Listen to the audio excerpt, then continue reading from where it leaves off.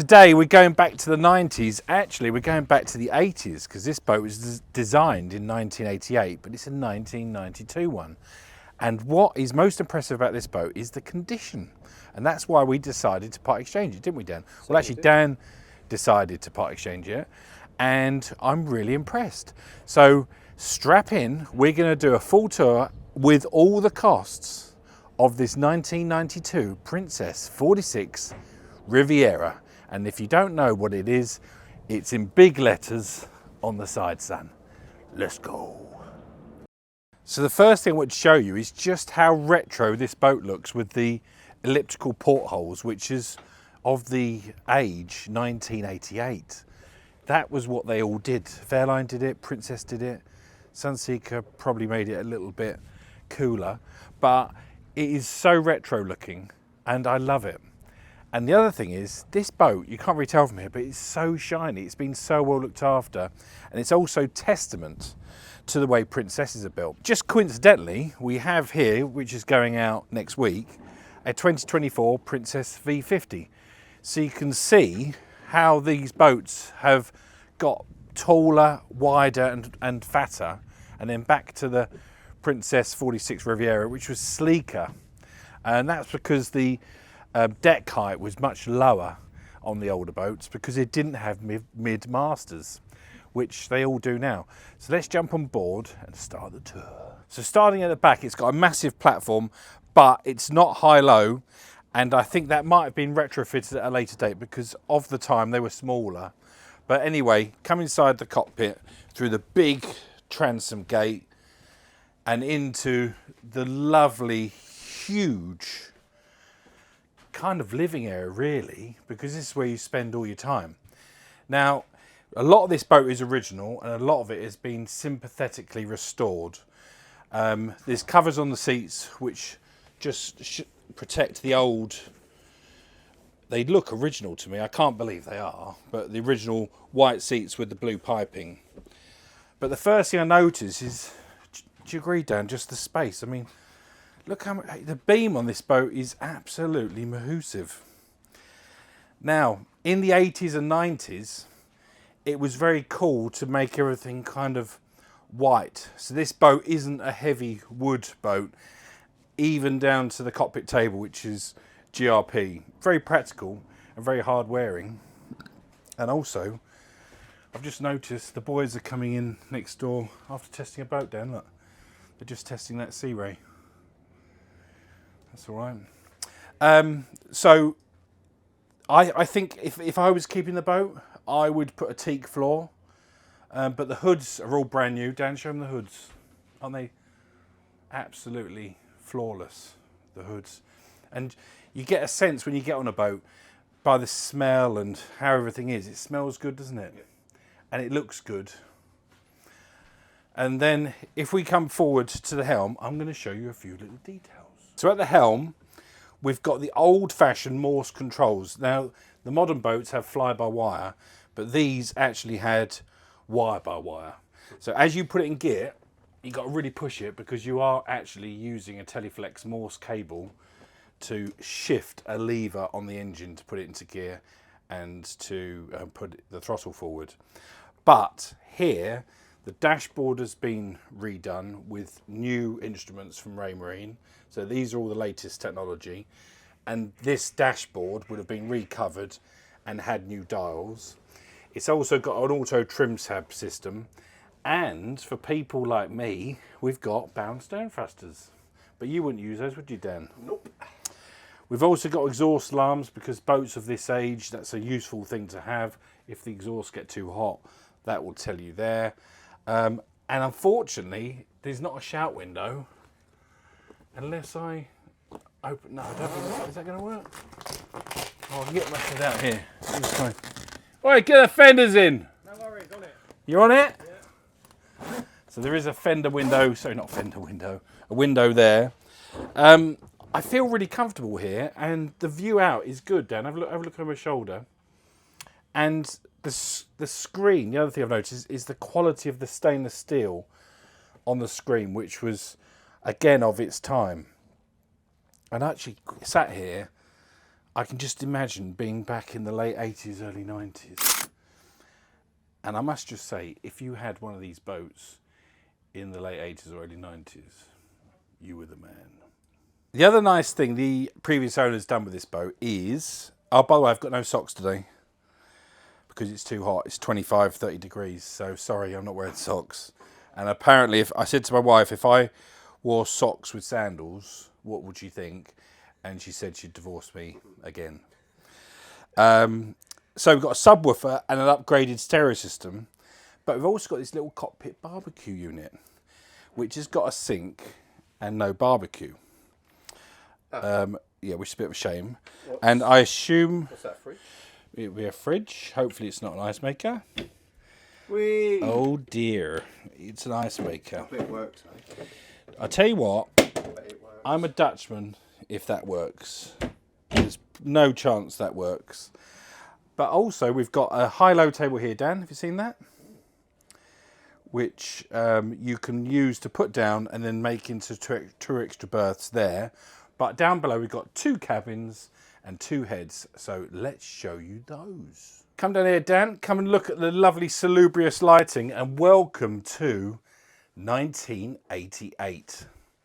Now, in the late 80s, early 90s, the fashion was for this kind of... Can you see it on the screen, Dan? I mean, the lighting is so salubrious, you might not want to be able to see it. But it's kind of... I mean, it sounds bad, but it's like a white, off-white melamine, but it kind of looks cool. And the blue kind of sets it off. There is a little bit of like burr walnut here, like you'd get on your Gear X Cortina, but it just smells nice, it feels nice, and the space is absolutely massive. And I couldn't even see a TV. Maybe TVs weren't in vogue then, but I mean, TV on a boat is a waste of time anyway. But we've got a sock sofa here, and we've got lots of sofas opposite there for lounging around, drinking your G&Ts. And we've got a drinks cabinet here, right next to the sofas. Got a little galley on the port side with a microwave from... It looks like it's from the 80s. Dad, you've got to go and zoom in. Look at the dials on that microwave. And we've got a big fridge here. And we've got loads of storage. We've got all the switch gear up above there. All in all, it's a really, really nice space. Look at these doors, Dan. Do you see how they used to do it? They used to make them like bulkhead doors that didn't go right down to the floor. So come forward and look at the master, which always used to be in the bow. And it's like a time warp. Really comfy bed, blinds and curtains, all very crisp and clean and straightforward. Dan, we've got a little vanity mirror unit. Comes around here. Oh, someone's nicked the mirror. Looks like it might have had a mirror. And then we've got a little sky hatch there for letting light in. And then you've got access from this cabin, using this Jack and Jill door, to the port side heads and shower. Now, obviously a toilet to be on view was too vulgar in the 80s and 90s. So they covered it over with this. And it smells nice in here as well, which is unusual, especially for an older boat. But it's got the old-fashioned toilet which you have to pump down. Like that Mitchell 31 the other week. But a posher version. Sink all moulded in.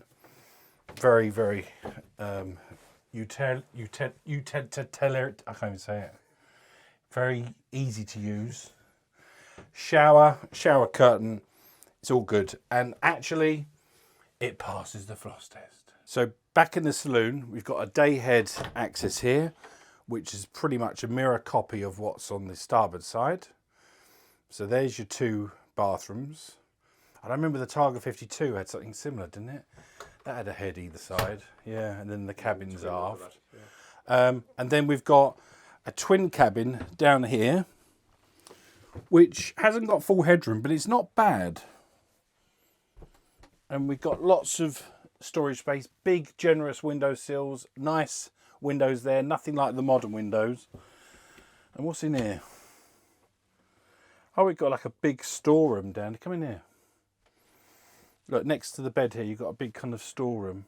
I mean, these days they would not waste this space like this. They'd have built another cabin. But back in the 80s and 90s, they hadn't thought of that then. But it's big enough, isn't it? Mm-hmm. It's certainly big enough. So you've got 2 heads, 2 cabins, and the option to convert the saloon into another double. So I'd say it's a 4+2. Right, so this table goes down as well as the one upstairs to make this into a double too, which is quite nice, isn't it? Yeah. Over here, what do you think that is? Air conditioning. No, that, of course, is a depth finder. Because when you sat down here schmoozing, having your drinks, you can check how deep the water is. And that is, it looks like it does. It's all wired in, but it's funny because alongside it is a USB point, which obviously definitely wasn't from the 80s and 90s. Ebba Spatcher heating and an Odyssea mirror are all included. Right, so normally I wouldn't always show the engines, especially on an older boat, but this one is something to behold because, bear in mind it's 1992, Dan, stick your camera down there, just look at how clean those engines are. And do you know the other thing, Dan? Go on. You can see it's a TAM 71B, but what's interesting, it doesn't stink of old diesel fumes, does it? No. You've got a generator as well. Generator. It is really, really clean. The previous owner of this boat, Martin, yeah? Yep, Martin. Thanks, Martin. Really, really looked after this boat and did a lot of improvements. So anything needed doing to the engines or electronics, he did. So this boat is turnkey.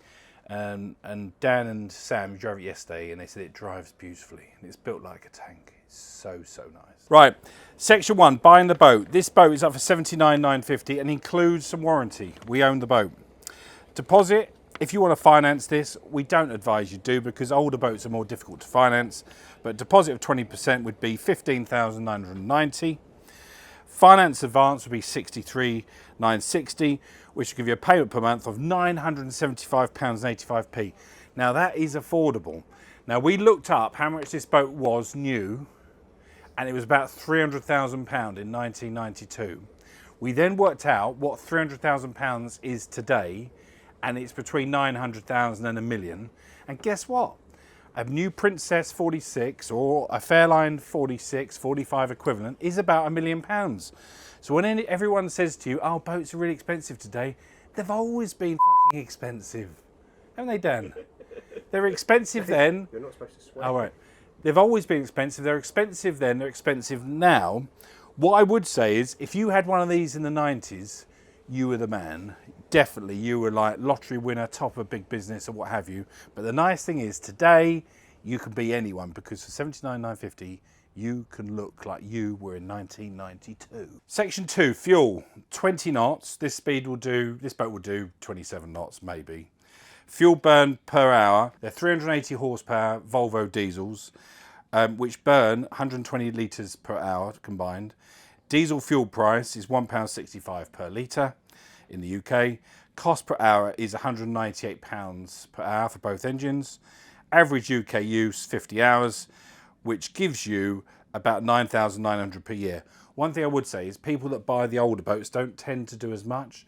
So I would say probably a quarter of that, £2,500 a year, and about 15-20 hours per year is probably more accurate. Okay, section 3, fixed costs. Berth in the UK, about £12,000 per year. Obviously could be less. Servicing, 2 engines, P brackets is shaft drive generator, allow £4,000 per year, unless you self-service, in which case it could be under £1,000. Maintenance, polishing anti-fouler anodes, £4,000 a year. Insurance, a very reasonable £1,000, giving you total fixed cost of about 21 grand. Section 4, variable costs. Depreciation, we've put down 5,000, but you might lose nothing. Fuel, well, if you did that full amount, it's 9,900, but as little as 2.5 if you're doing a bit less. Finance, if you financed it, it would be 11,712, so 26,612 in variable costs, but they could change an awful lot depending on your use. JB's measure of pleasure. Well, accommodation, 2 cabins, 2 heads. It's beamy, it's comfortable, 8 out of 10. Style, well, unless you absolutely love the 80s and 90s, then It's a slightly dated look, but it's still pretty, so 6 out of 10. Fun, it's not a type of boat you want to throw around too much, although the Riviera was designed as that Targa style boat, so I'm going to give it 6 out of 10. Running costs, well, they're big old diesels, so they drink a little bit of juice, and you've got, obviously, with an older boat, a few other costs, so I would say 7 out of 10 for running costs. Quality, well, it's a Princess, so even though it's retro, it's beautifully made retro, it's 9 out of 10. That gives 36 out of 50, which is a very, very, very, very good score for an older boat of 72%. So, in summary, we don't normally take in boats of this age. Bear in mind, we're 2026, so this boat is, God, it's over 30 years old. 33 years old. I know you saw the Mitchell the other week, but that was a fishing boat.